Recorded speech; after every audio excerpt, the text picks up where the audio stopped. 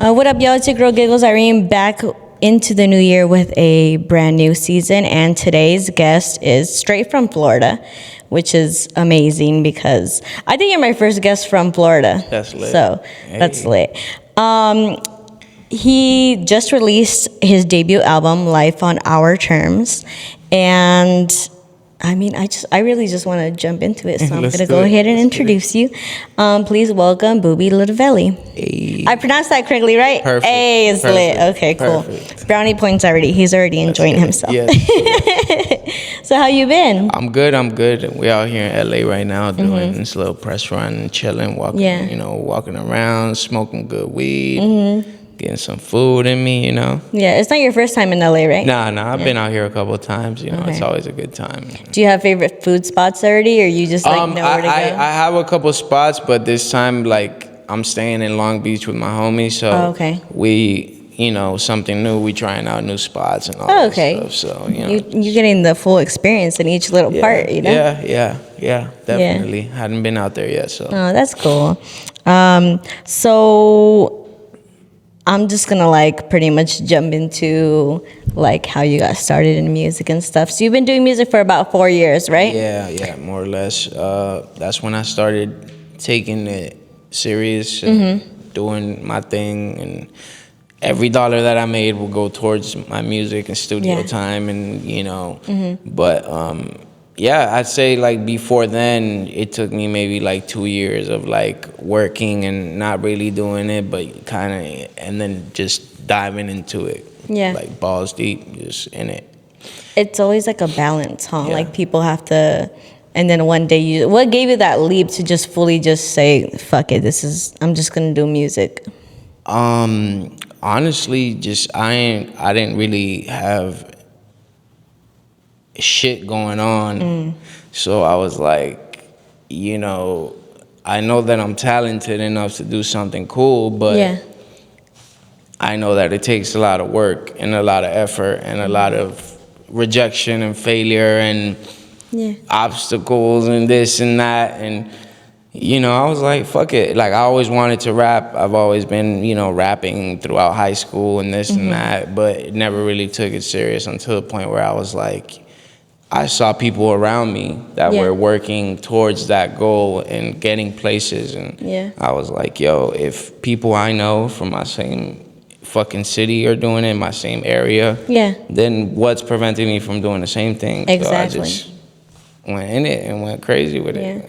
And that says a lot about you too, because you could have really been bitter and been man, look at these fools, but you let them inspire you. Exactly. So that's cool. Yeah. A lot of people hate, and that's how it is, but I saw that and it motivated me instead. So yeah. That's good. I hope that continues to, motivate you and everything. Facts. So you've lived in Colombia for the first part of your life. Yeah. And then you went to Miami. I was born in Bogota, Colombia. I lived in Colombia, I'd say, till I was 6, 7 years old, and then I moved to Miami, Florida, where I spent the rest of my fucking life until I started rapping. Yeah. But my parents are Colombian as fuck. My dad's dad, so my grandpa from my dad's side was Arabic. He was from Bethlehem, where Jesus was born, actually, in Israel. And he moved to Colombia when he was really young, and grew up in Colombia and shit like that. And so I feel like that, kind of makes me a little different from your typical Hispanic Colombian, because your roots are I'm different. Arabic, and it's very prominent, you know what I mean? So, yeah. Yeah.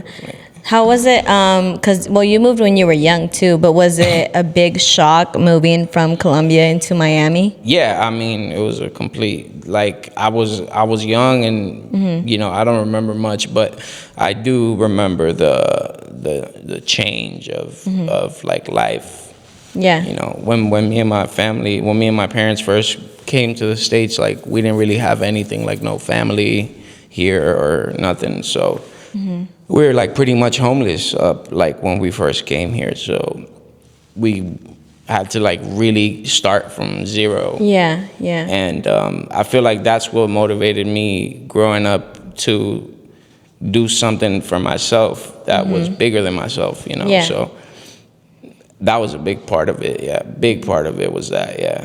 Yeah, I mean, all it takes is one thing to like make you be the one to change everything for your family, you know? Exactly, yeah. So that's what I'm doing right now, and it's great. My parents are my #1 fans. Oh, really? I was just about to ask, how was that? Yeah. Like, how did they react when I you mean, wanted it to was like pursue? at first, they obviously, you know, my pops told me like if I wanted to stay in the house, I had to go to college after high school, and I went to and I applied to the community college nearby, Miami-Dade College, and they gave me financial aid and shit. So I, you know, went You're like, for a fuck it. semester. I was like, I'm gonna go, you know, get a little money, a little bit of money. Yeah, and, you know. yeah, that's what everybody does. And then I realized, like, my first semester, I was studying music business, and I had to talk with one of my professors, and he asked me what I wanted to do with my life, and I told him that I wanted to be a rapper, and he said, well, like, what you're doing here, is that, like, benefiting you to be a rapper? And I'm like, yeah, I guess, like, in the sense of learning and knowledge, and Yeah. but, you know, I feel like I gotta do it, like, just do it. Dive into it, And he was like, well, do it. And then that day, I, like, stopped coming to class. And then my pops kicked me out the crib for a little bit, and I fucking went, and I was like, fuck it. And yeah.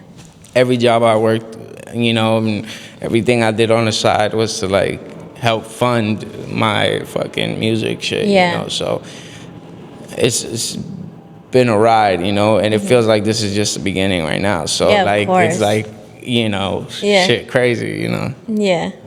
That's crazy how, like, teachers don't realize that sometimes just the little things they say will really, like, because you're going to remember that forever, you know? Fact. Yeah. That's crazy. Dang, that is crazy. Since you're from Miami, you were, like, you know, an underground rapper within the music scene and stuff.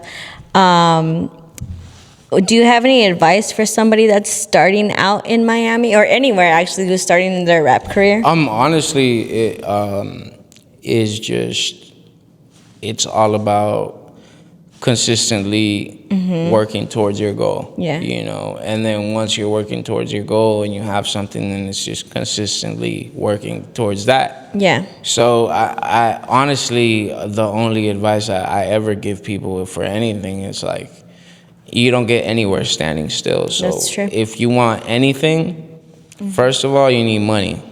Yeah. So go find a fucking job, you know, humble yourself, go look for a fucking job, work that fucking job, get your money, find other means of income, and, you know, and really make that shit happen, you know? Yeah.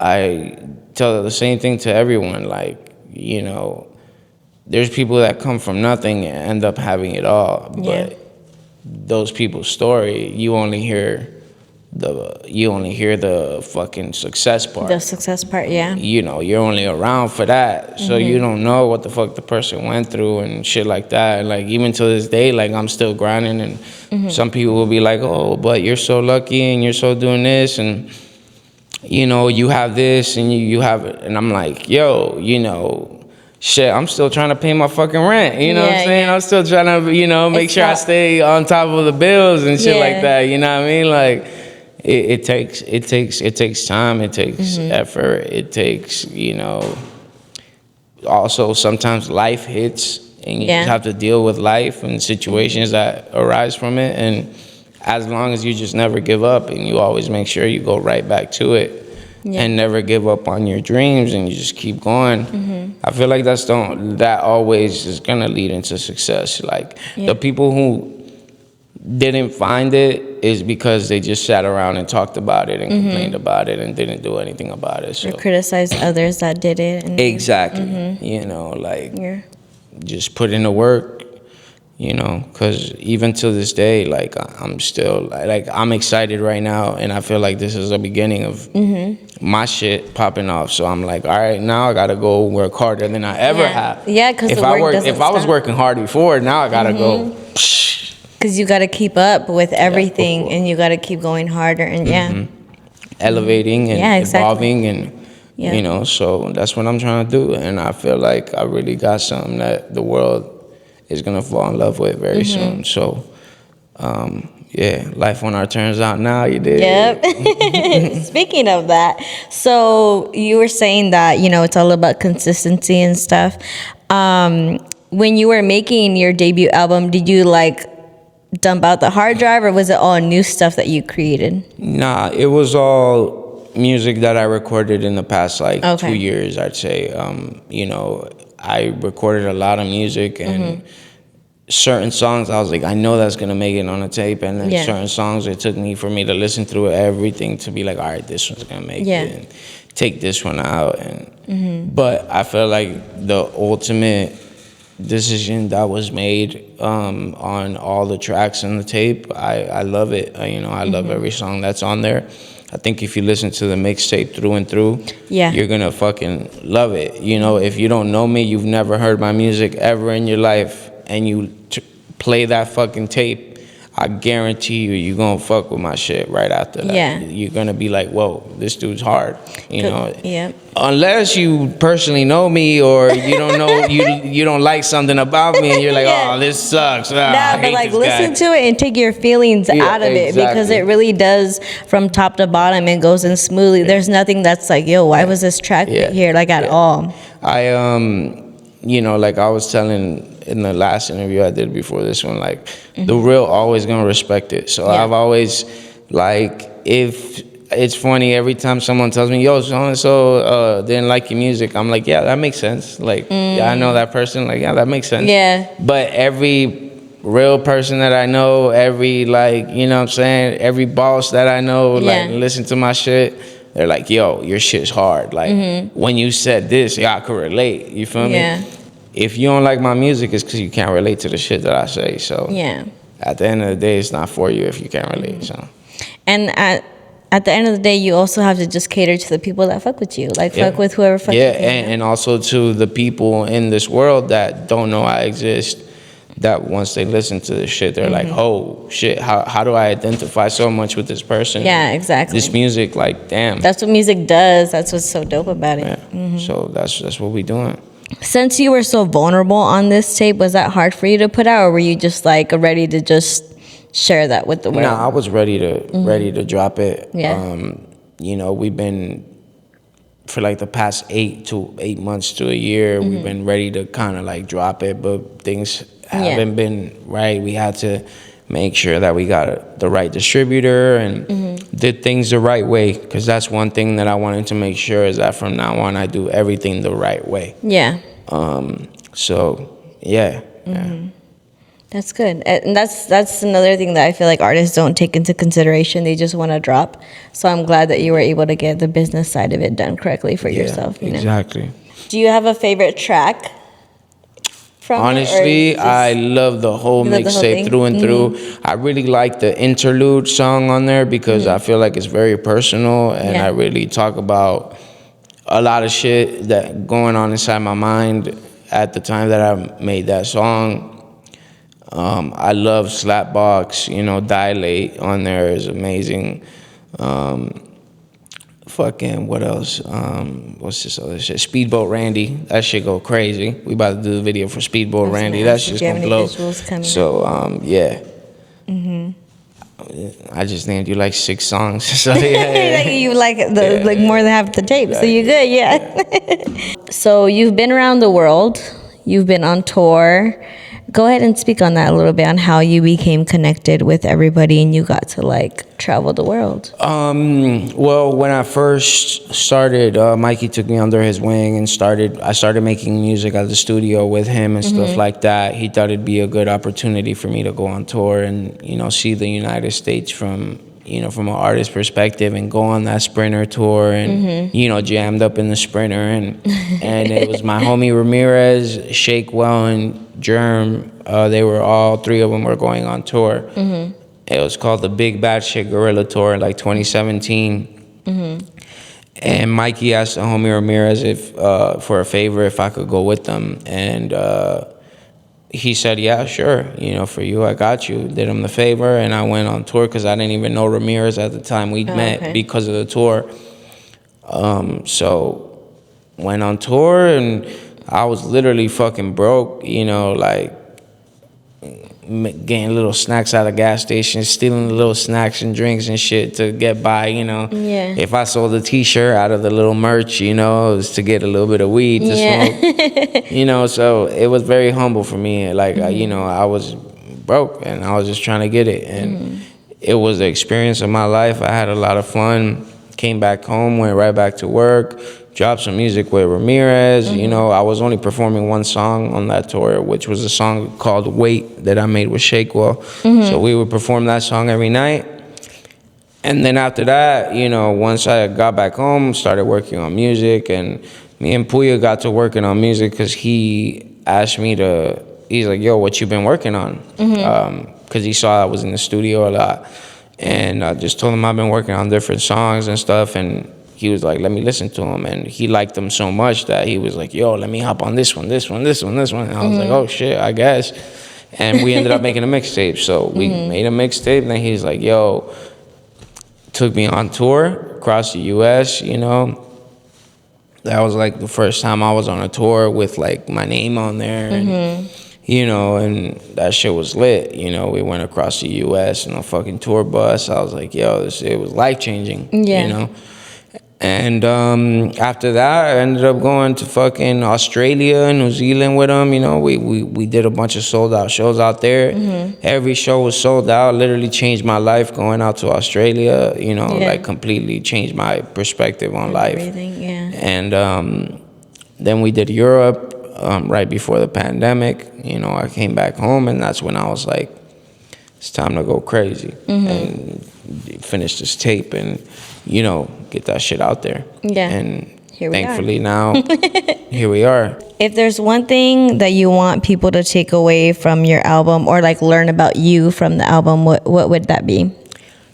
To live life on your own terms and live life on your own time and, you know, fuck what everybody else is saying and fuck what everybody else is talking about, because they're not you. You're you. And if nobody believes in you, I do. So, you know, if you live life on your terms, you're doing what you do and you're not stopping for nobody. So, yeah, I do it for those people. Yeah.